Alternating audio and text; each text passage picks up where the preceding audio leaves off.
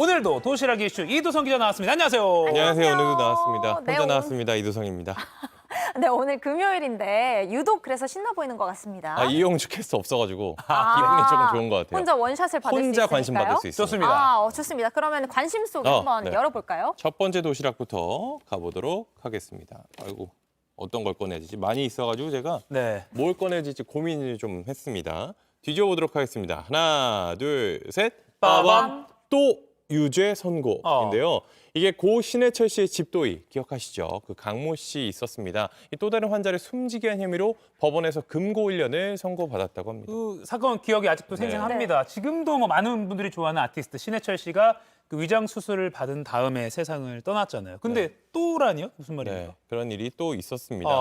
숨진 환자는 강 씨에게 혈전 제거 수술을 받은 60대 남성이었는데요. 수술 자체는 신해철 씨보다 먼저 받았습니다. 지난 2014년 7월이었는데 당시 강 씨가 혈관을 건드려 찢어지게 했다고 합니다. 이 환자는 과다출혈 증세를 보여 다른 병원으로 옮겼고 한 2년 정도 지난 뒤에 숨졌습니다. 이 사건에 대해 강 씨는 꽤 시간이 흐른 지난 2021년에야 불구속 기소됐는데요. 네. 이번에 선고가 나왔습니다. 강 씨는 환자가 수술을 받은 뒤 21개월이나 지나 숨졌기 때문에 이게 인과관계가 입증되지 않았다. 뭐 이렇게 주장을 했는데 재판부는 받아들이지 않았습니다. 그러니까 2014년에 7월. 수술을 했고 네네. 그리고 2년 뒤에 숨졌고 그리고 2021년에 불구속 기소된 네, 거잖아요. 맞습니다. 근데 신해철 씨랑 이 환자 말고도 이 강 씨에게 수술받다 숨진 사람이 또 있지 않나요? 네, 왔었습니다. 이게 한두 명이 아니었는데요. 일단 기억하는 분들 계실 텐데 2013년 10월에는 이 30대 여성에게 지방 흡입술 등을 하다가 흉터를 남겼습니다. 네. 다치게 한 거죠. 이때 생명에는 지장이 없었는데 그 이후에 이제 신해철 씨가 숨진 뒤인 2015년 11월엔 위절제 수술을 받은 호주인이 후유증으로 숨졌습니다. 네. 사람이 죽었는데도 계속 수술을 했던 거죠.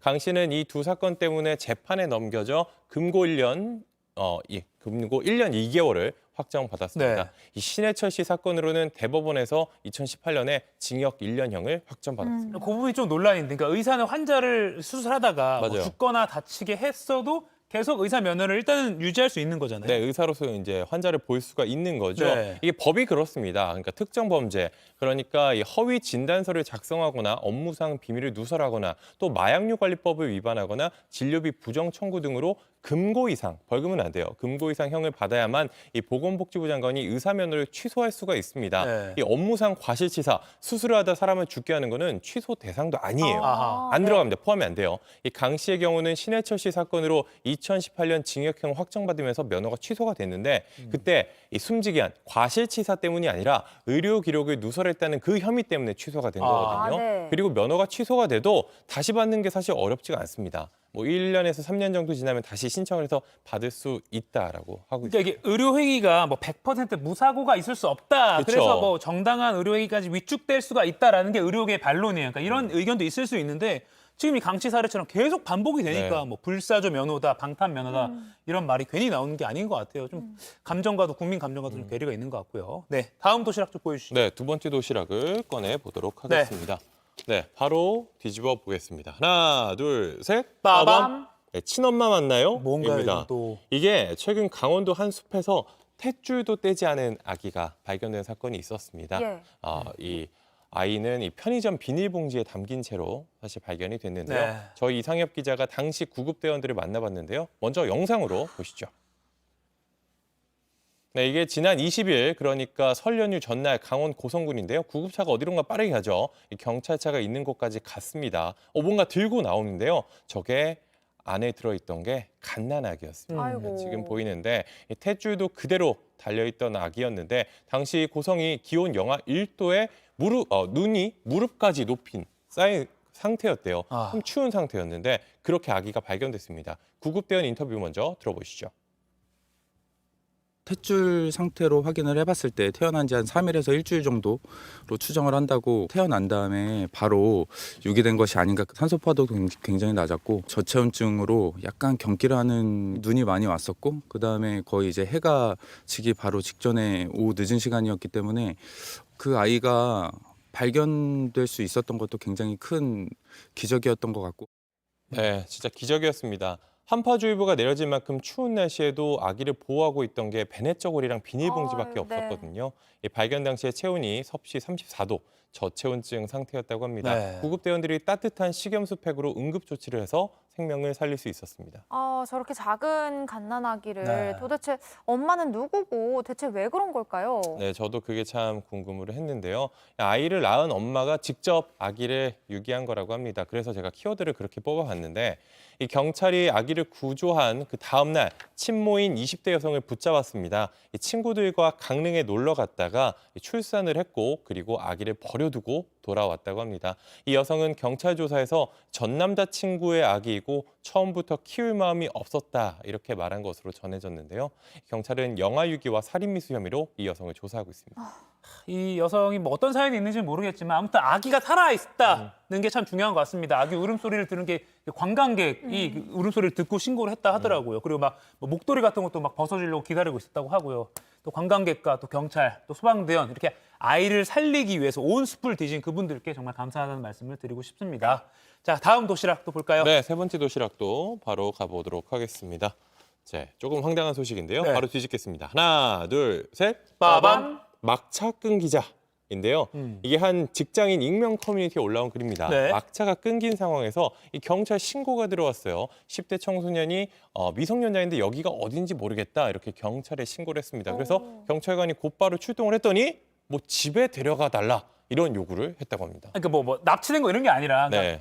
그냥 어딘지 모르겠다. 긴박한 상황은 아닌 것 같은데 뭐 차가 끊겼으면 뭐 부모님한테 전화를 하던가 택시를 부르면 될 것 같은데 경찰을 불렀군요. 네, 이 경찰관이겠죠. 그 글을 올린 사람이 정황상 제가 올린 글을 좀 읽어보니까 정황상 뭐 급박한 상황은 아니었던 것 같아요. 네. 그리고 심지어 데려다 달라고 한 곳이 그 현장에서 차로 한 40분 정도 떨어진 거리였다고 해요. 근데 경찰관 같은 경우에 다른 신고가 들어올 수도 있고 다른 사건이 터질 수도 있기 때문에 그 지역을 벗어나면 안 되거든요. 정해진 네네네. 지역 안에서만 움직여야 되는데 그렇기 때문에 뭐 파출소 지구대로 데려갈 테니 부모님을 오시라고 해라. 뭐 이런 식으로 좀 타일렀다고 해요. 아, 지구대로 데려다 줄 테니까. 네네. 아니면은 택시를 타고 와라. 네. 부모님께 택시비를 달라고 해라. 뭐 이런 식으로 타일렀는데 결국에 돌아온 말이 나 미성년자인데 사고 나면 책임질 거예요? 아이고. 뭐 이런 식으로 말을 했다는 거예요.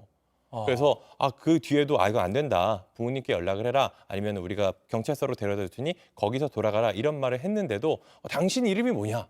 이렇게 해서 어머. 이름을 알려달라고 했대요. 근데 사태가 안 끝날 것 같으니까 이름을 알려주고 알아서 돌아가라고 한 뒤에 복귀를 했더니 1시간 뒤에 이 부모의 전화가 걸려왔다고 합니다. 부모가요? 부모는 뭐라고 했어요? 일단 저는 뭐 미안하다 우리 애가 뭐 실수했다 사과를 하는 줄 알았는데 네. 그건 아니었나 봐요. 알고 보니까 이 아이가 이 시간에 이 밤늦게 돌아다니는데 이거 당신들이 데려다 줘야 되는 거 아니냐 뭐 이런 말을 했다고 해요. 그래서 아이에게 택시비를 보내시든지 아니면 뭐 직접 오시든지 뭐 이렇게 하셔야 된다라고 대응을 했더니 여기 적반하장이에요. 나 민원 넣는다. 이거 인터넷에 올리겠다. 뭐 이런 태도를 보였다고 합니다. 아니 이게 그러니까 고등학생이 그러니까 경찰한테 이름 물어본 것도 사실 뭐 좀 약간 이해가 안 되긴 하는데 지구대로 데려다 줄 테니까 부모님을 지구대로 오시게 해라라고 타일렀는데 그게 굉장히 그냥 네. 괜찮은 대응이거든요. 이게 뭐 사건이 있거나 한 게 아니면 네. 사실 뭐 강력범죄가 연관된 게 아니면 사실 그 지역을 지켜야 되거든요. 네. 그쵸, 그쵸. 정해진 곳이 있기 때문에. 그런데도 이런 반응을 보였다는 게 참 저는 씁쓸하더라고요. 아이고. 이거는 뭐 민원 올려도 이건 경찰이 사실 이 내용만으로 보면 잘못이 없는 것 같아요. 네, 다음 도시락 바로 보시죠. 네, 네 번째 소식 바로 갈까요? 이 소식 저 참 재밌는 소식이었습니다. 곰돌이가 바로 있네요. 바로 뒤집겠습니다. 하나, 둘, 셋. 빠밤. 네, 14년 만에 바뀌었다. 오. 뭐가 바뀌었을까요? 이게 서울 지하철 1호선에서 8호선까지 환승역에 도착할 때마다 나오는 그 노래 있잖아요. 그 노래가 14년 만에 바뀌었다고 합니다. 그러니까 전에 게 이거죠. 빠밤 빠바바바바바라바라바바. 아니 근데 타보신 거 맞아? 그렇죠. 제가 아는 그 노래가 아닌 것 같은데 이게 원래 쓰던 곡이 김백찬 작곡의 국악곡 얼씨구야라는 곡입니다. 원래 제목이 얼씨구야였어요. 얼씨구야예요. 그래서 약간 어쩐지. 신난 거예요. 네, 이게 안내방송 배경음악이 원래는 지하철 노선마다 달랐거든요. 그런데 2009년 한국 방문의 해였는데 그 당시에 국악을 알린다는 취지로 얼씨구야를 쓰기 시작했습니다. 한번 들어볼까요? 네. 이 노래. 전 얼씨구야군요. 이번 역은 강남입니다. 뭐 이렇게 나오잖아요. 네. 느낌 아시죠? 네. 저는 아직 이 노래가 익숙한데 이번에 노래가 바뀌었다고 해요. 이거 어떤 노래인지 어떤 노래인지 한번 들어보시죠. 네. 궁금해요. 조금 더 신나죠? 오. 뭔가 좀 어깨 좀 들썩들썩 해야 될 것 같고. 지금 자막의 제목이 풍년인가 보군요. 풍년 맞아요. 이게 오. 제목이 풍년인데 원래 이게 경기민요 풍년가예요. 풍년이 왔네 뭐 지화 뭐 이런 노래가 있어요. 죄송합니다. 제가 노래를 잘 못해갖고 이 경기민요 풍년가를 현대적으로 재해석해서 이 박경훈 작곡가가 지은 곡이라고 합니다. 뭐 가야금과 신시사이저, 뭐 드럼, 베이스 등의 악기로 연주를 해서 조금 신나는 곡입니다. 둘 다 좋은데 느낌이 좀 다르긴 해요. 네. 근데 이렇게 바꾼 이유가 있어요? 네, 이게 바꾼 이유가 또 있었는데 이게 이제 발전하는 국악 트렌드를 반영하려고 했던 겁니다. 그리고 또 서울교통공사로 통합된 지 5주년이 됐거든요. 뭐 그걸 기념하는 의미도 있다고 하고요. 이 새 배경음악 선정을 위해서 이 국립국악원이 무상으로 제공한 5개 곡이 있었는데 이 후보곡을 대상으로 지난해 10월 온라인 설문조사를 했고요. 가장 많은 표를 얻은 이 풍년을 선정했다고 합니다. 이게 지난 16일부터 조금씩 사용되고 있어요. 개편 작업을 거쳐서 순차적으로 2월까지 다 작업을 마친다고 하고요. 네. 3월부터는 모든 열차에서 이 신나는 풍년을 들어볼 수 있겠습니다. 오. 그 음악 한번 다시 한번 비교해서 좋습니다. 들어보시죠. 좋아요. 이거 지금 유튜브로 혹시 지하철에 들으신 분 내리시지 마세요. 이번 역은 건대 입구, 건대 입구역입니다. 이게 약간 신나니까 만원 지하철에서 좀 짜증스러울 수 있는데 약간 기분을 이번 좀 역은 업시켜줄 건대 수 있지 입구. 않을까 네. 그런 기대가 건대 됩니다. 입구역입니다. 그리고 이게 좋아요. 노래 좋아요. 역시 우리 국악이 이런 트렌드까지 반영을 해서 좋은 음악을 했으니까 앞으로 이 노래가 되면 이제 내려야 되는 거예요. 그리고 뭐 이런 거 약간 바꿨을 때 사실 평가가 좋지 않은 적이 많아요. 맞아요. 캐치프레이즈 같은 거 바꿨을 때 그쵸, 지자체에서 그쵸. 뭐 이거 왜 바꿨냐 그랬는데 이거 평 좋네요. 저는 마음에 듭니다. 저도 마음에 아니 들어요. 노래 너무 혹시 좋아요. 지하철 타신 분들이 다 같이 이렇게 어깨춤을 좌우로? 추시진 않을까 싶기도 하고요. 힘차게 상쾌를 보시고요. 자, 오늘도 잘 들었습니다.